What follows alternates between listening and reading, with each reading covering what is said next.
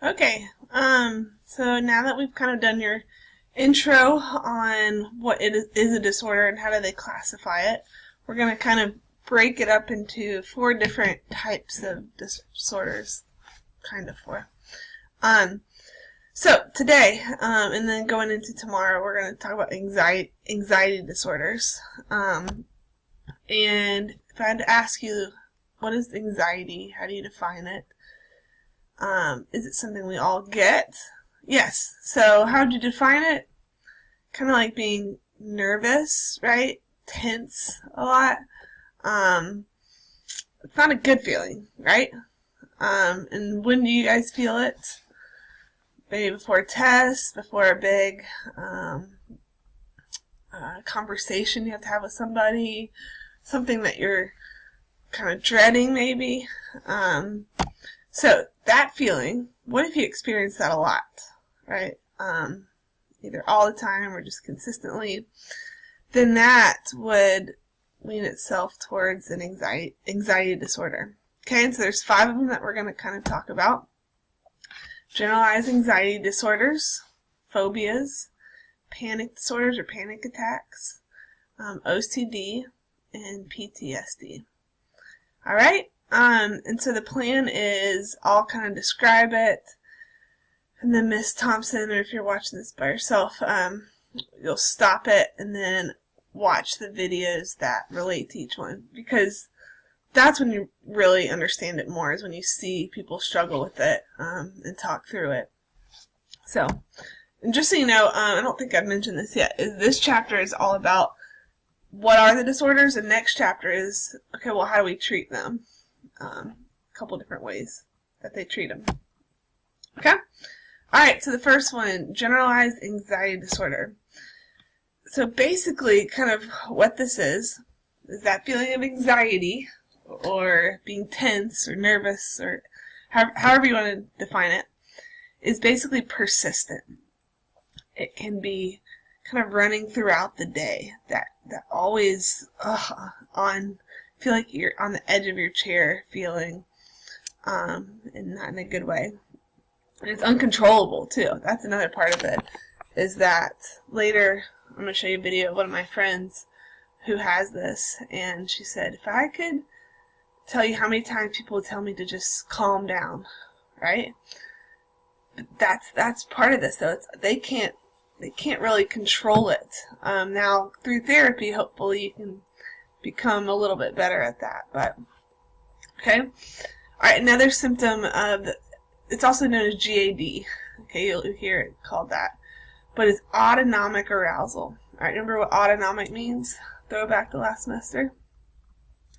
So that is those automatic processes in your body that are not, you don't really control, right? They're automatic. So here, what kind of things would go along with that? It could be an increased heart rate, higher blood pressure, increased breathing.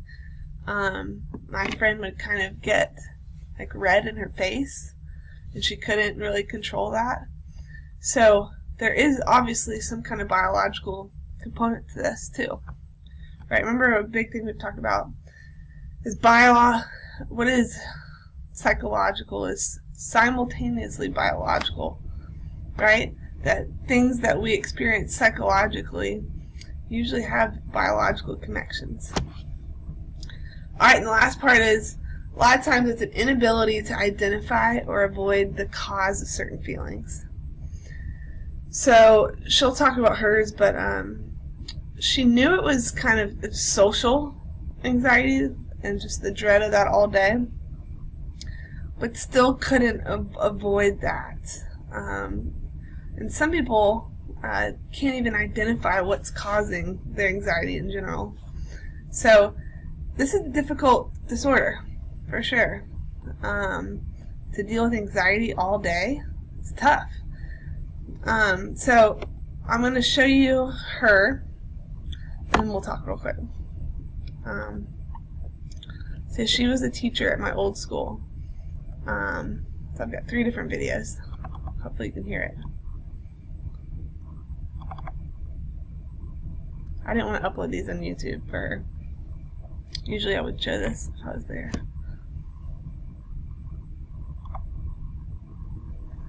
How does GAD manifest itself in your life? For me, I have social anxiety. So it's not that I wake up in the morning and have anxiety. For me, it's social situations. Situations of my peers, when I'm in meetings, things like that. Those are the things that cause me the most anxiety. And when you say anxiety, like what kind of feelings do you get? The thing I can compare it to is I'm sure you guys like when you get that feeling before you take a test. Like that kind of feeling is kind of constant, and then it builds to a much more intense, concentrated feeling when I'm in situations, social situations that trigger it. Okay. I got 2 more. She's very nice to let me do this. How do you cope with anxiety? The biggest help for me is to take medication for it. I didn't know what it felt like to be normal. I didn't know non-anxiety existed until I started taking medication. Just in terms of day-to-day, when I feel the anxiety come up, the very first thing I do is step out of the room to a quiet, open space to calm down. I have a stress ball that I'll use, taking deep breaths, but I can remove myself from the situation that's causing it, and that's the biggest thing that I do. Alright, last one. What are some common misconceptions about people who have anxiety? I think the biggest thing that I see, if I had $1 for every time someone said, just calm down or don't let it worry you, I would be very wealthy. I can't control it. I can manage it. If it was as easy as just calm down or don't stress out about it, trust me, I would have been done that. So I think that's the most common misconception. It's not like I'm choosing to be over dramatic or anything like that. I'm not seeking attention. That's my worst fear, is the attention. So it's not a choice. I can't control it, but I can manage it.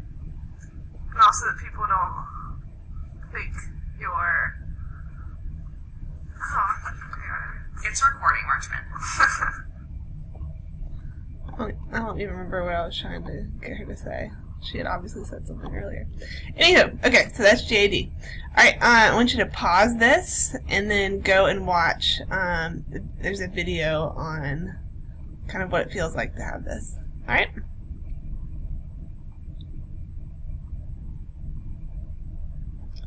Okay, so we've done that. So we've watched the video. Okay, now we're on to panic disorders. You've probably heard this kind of as panic attacks. Same issue, same idea.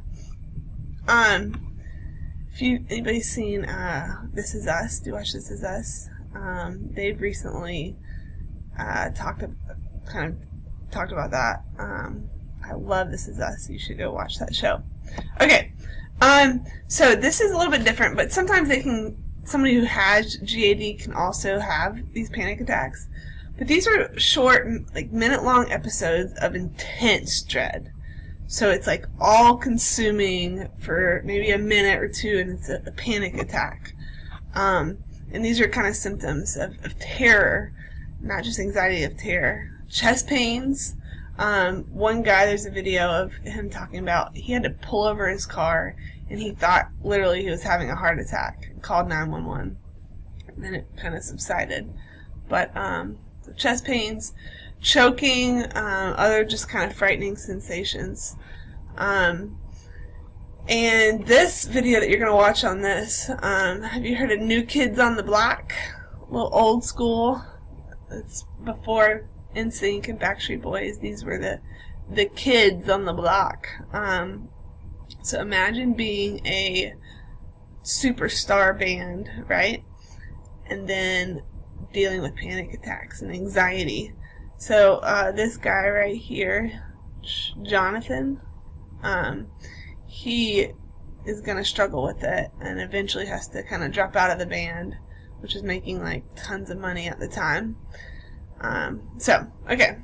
I'm going to stop me, pause me, and go watch that.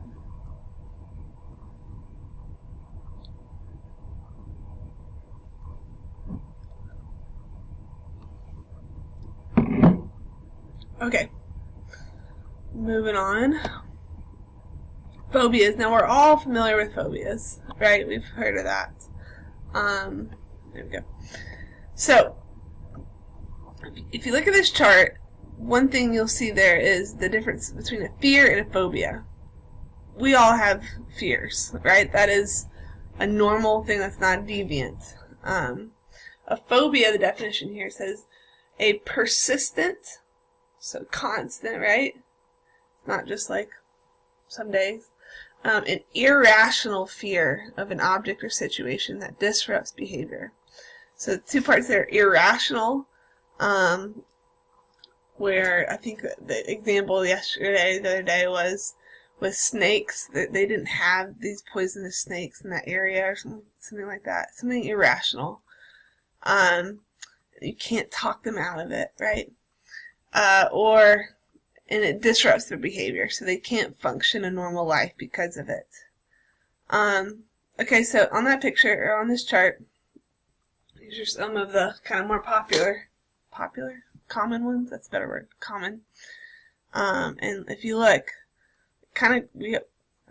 we all struggle with fears. The highest one there is animals. What do you think's there? Like snakes and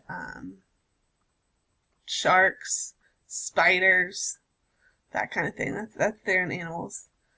You got height, blood, an interesting one, and needles, that kind of thing. Flying, do you think that would be up there? Closed spaces, water, storms, and being alone. Okay, let's see if you can figure this out.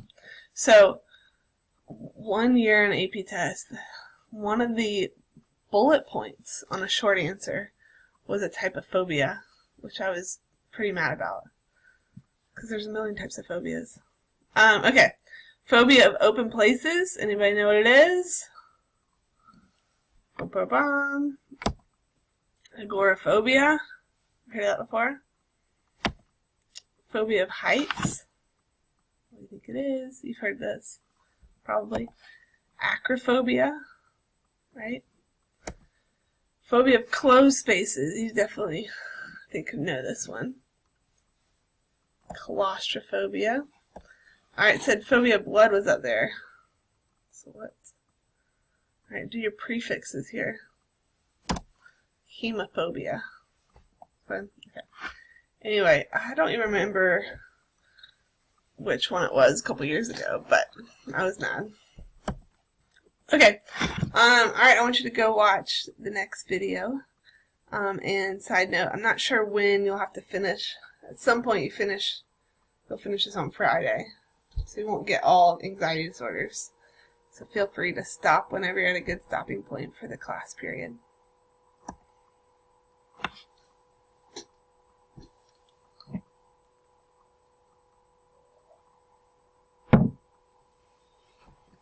Okay, so next is obsessive compulsive disorder, also known as OCD. I'm going to do this, I'm going back. Belly hurts. Okay. Whew. OCD. Okay.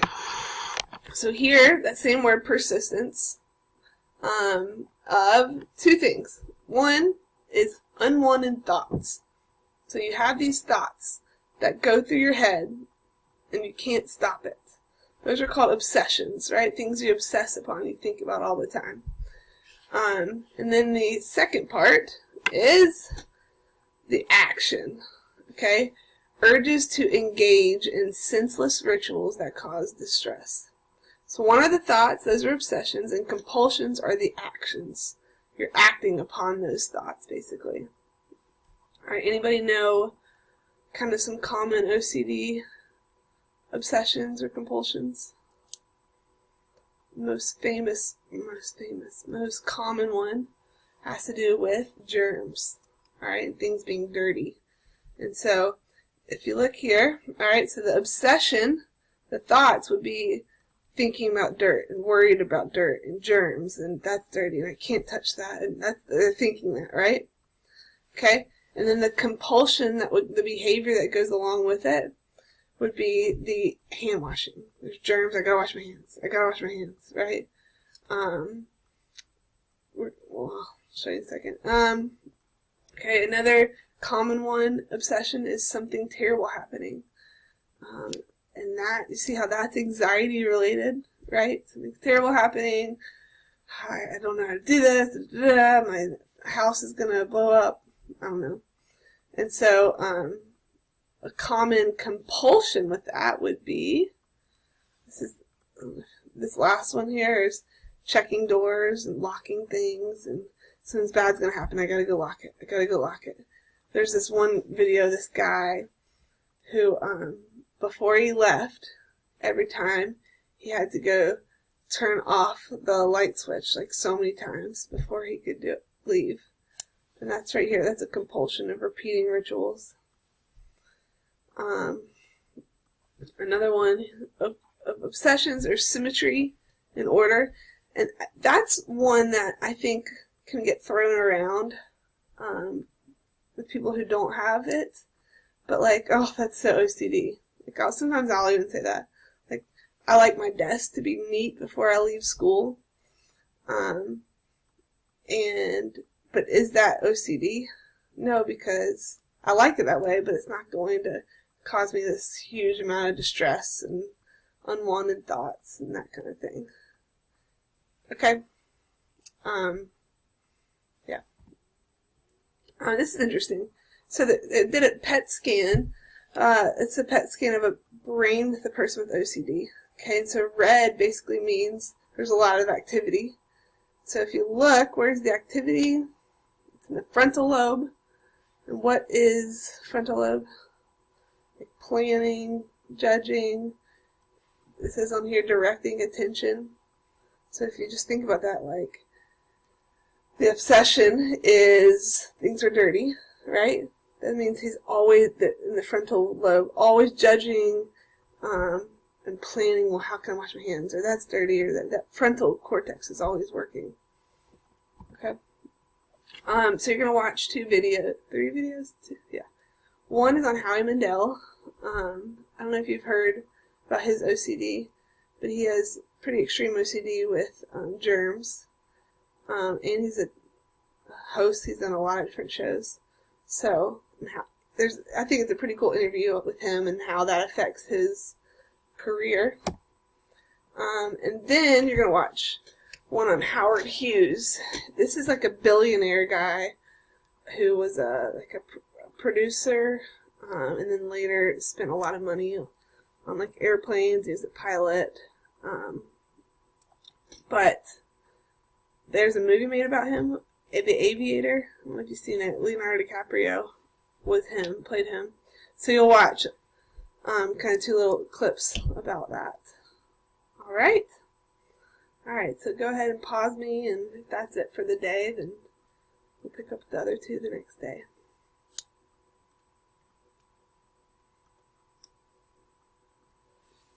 Alright.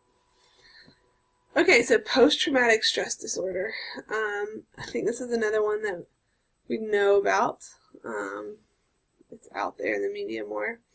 Okay, so look at this. This says 4 or more weeks. So in order to really have this stress disorder, it has to be for 4 or more weeks. And I think that's partially because if you go through something traumatic, you're expected to go through some of these symptoms. But if they persist longer, so like a month, then that becomes a disorder where you're no longer you become more deviant there. Okay, so here's the symptoms. Let's talk about traumatic events, first of all. So big events that kind of get known for this. Well, one is definitely being a soldier or fighting war. And if you think about that, they're seeing death, their friends are dying, seeing dead bodies, or they're killing other people, or they're just always kind of hearing gunshots, and it is a stressful situation, right? So soldiers, other things, big traumatic events, could be seeing your own parents die or something like that. Really, really bad car accidents. This picture down here, sometimes you get first responders that might see something really gruesome, right, and go through PTSD, but hopefully they've been trained for that. Okay, so other ones could be like rape or sexual assault. That's definitely a traumatic event. So those are kind of the common ones. Okay, so here are the symptoms. Haunting memories, right? So flashbacks and memories of that traumatic event. Nightmares, and so because of that, not being able to sleep, right?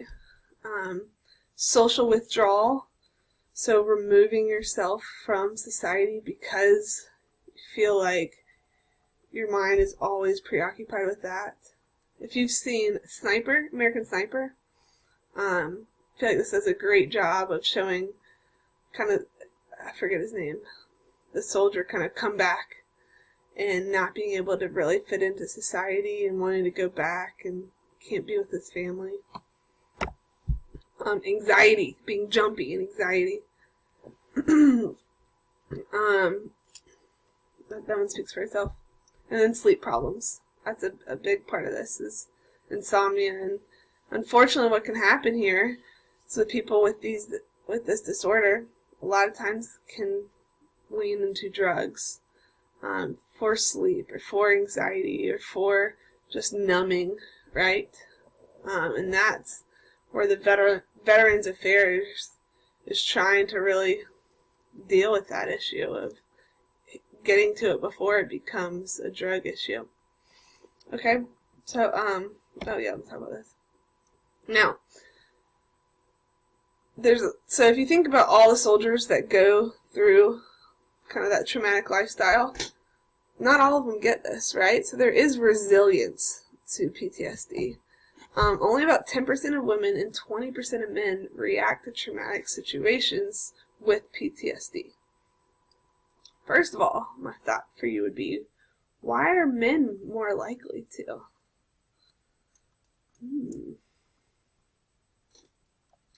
I've heard the argument that men are more likely to keep it in, right?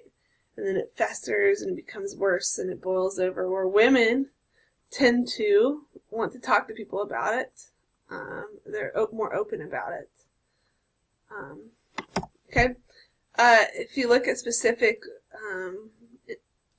trauma moments like the Holocaust, that's hugely traumatic, right? But they interviewed all these Holocaust survivors, and a lot of them showed amazing resilience against it. And then, just in general,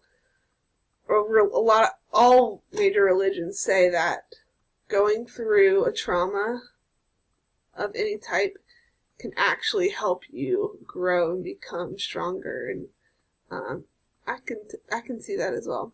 So, okay. So yeah, you're gonna watch a video on this. I think 2 videos. Forget. And then you can pause me, or you can pause me now.